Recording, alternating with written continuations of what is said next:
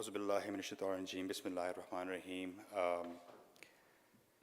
It's an honor to be able to present on this topic at this event.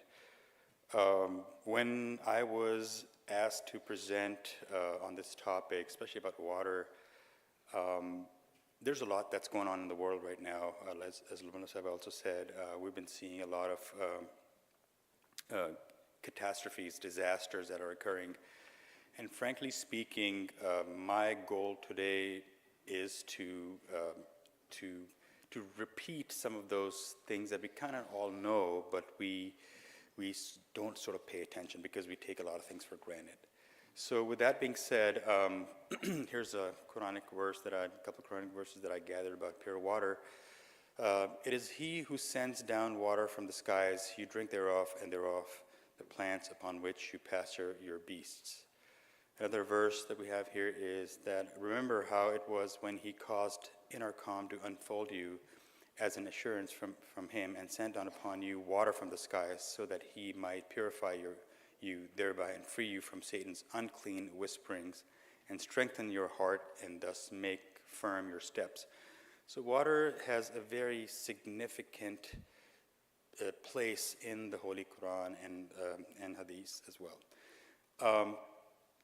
So, like I said, as I was thinking about it, I thought about a scenario, right? And it's a scenario that I have to deal with sometimes in my professional career, and it's very scary. So think about it. We have a situation. Lights go out, water dries up, you turn on the tap, there's no water. It's a pretty scary scenario, right? I mean, for a little while, you may not realize, but an hour goes by, 2 hours, 3 hours, 4 hours, right? It is really scary. And while that is happening, there's a lot going on, in the water systems that you have been used to, receiving water from. If you have a well, water could be sitting there getting contaminated. So here's a few ways the water could get contaminated. As you are waiting for things to turn back on, you may have a cross-contamination. If your water line is not pressurized, pressure drops, you get sewer water mixing with that.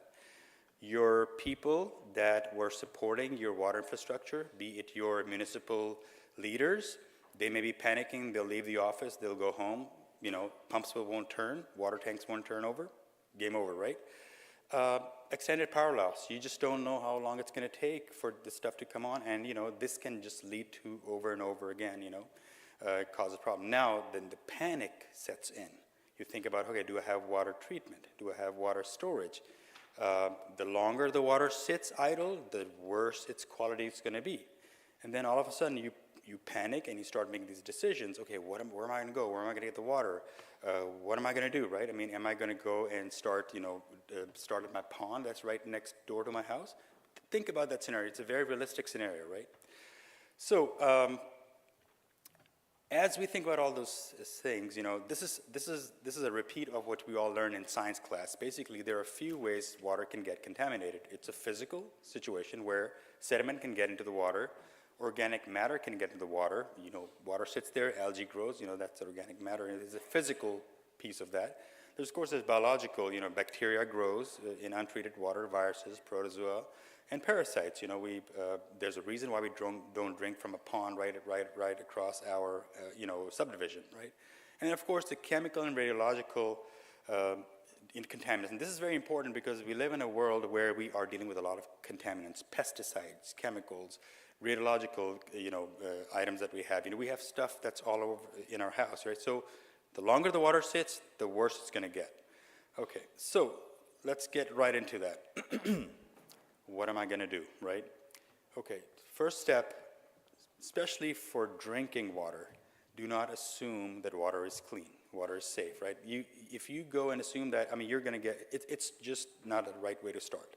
So inside the home, your water heater can hold 70, 60, 50, 80 gallons, depending on the size of your house you have. That is the first source that you should tap into. If that's available, because that's water that has been treated from the treatment plant and come over to the pipes to your house, so that's the cleanest source. Then you have ice cubes that have not been contaminated because of long failure in power. Then toilet tank, not bowl, but tank. That is water. It's just like a water heater. That's water. Depending on how many toilets you have in the house, typically it holds about 1.5 gallon, maybe 2 gallons. That's enough for survival, for drinking water, right? And then, of course, last but not least, if you have any water sitting in your canned food, your vegetables. If we stock up a lot of vegetables, there's always water in there, so that's a good source for emergency drinking water. Outside the home, of course, you can gather rainwater. You can go to get to natural springs. If you know that source is not contaminated, you can get to streams and rivers and ponds and lakes. Again, that is a secondary, option for finding emergency water. Okay, now, here are a few things that you can do, that we are typically aware of, like reverse osmosis, right? That's one way to kind of clean water. If you already have a system for reverse osmosis, that's great. If you don't have it, use a paper towel, right? Use a coffee filter. These are things that you think about. Use a clean cloth. You can use something that can clean that water. Boiling. Now you may not have gas. You may have electric. So you got to think about all that. How are you going to boil the water, right? Disinfect. This is very important. Every household has bleach, okay? And depending on the concentration of the bleach can cause your water to be purified, right? Again, I have some statistics over here. I can always share those with you later on. But if you go to any FEMA CDC website, this is very clear. You can use bleach as well. Chemical tablets. Some of you all have pools in the house, you can use those chemical tablets as well. Chlorine and iodine tablets, right?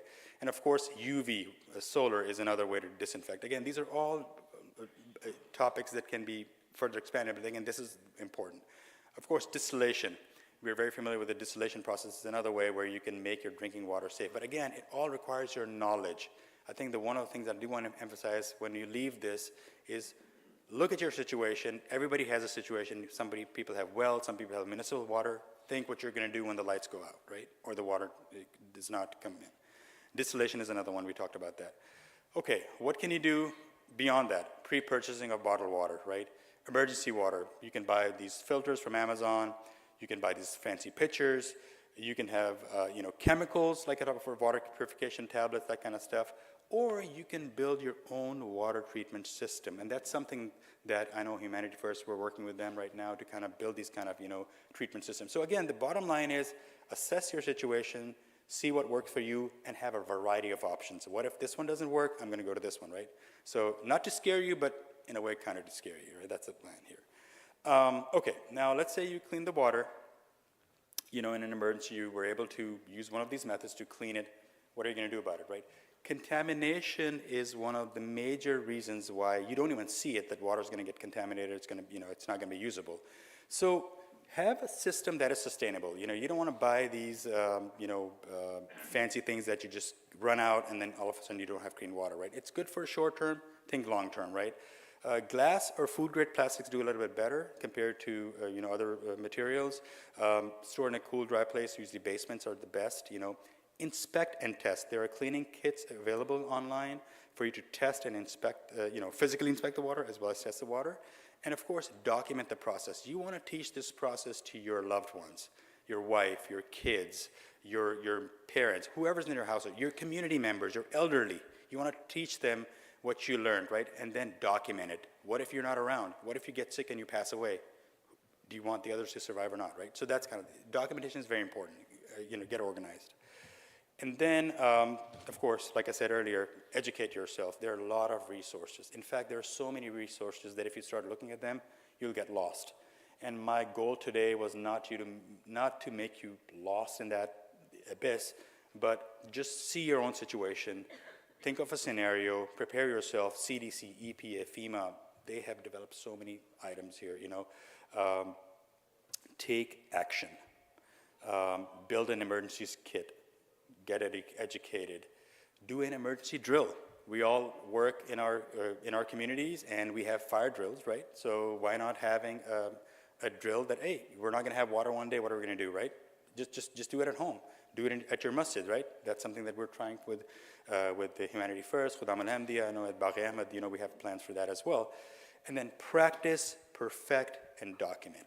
So those are the things that I did want to mention, to you. These are some of these aspects are non-technical, but they really help the technical side of this water safety.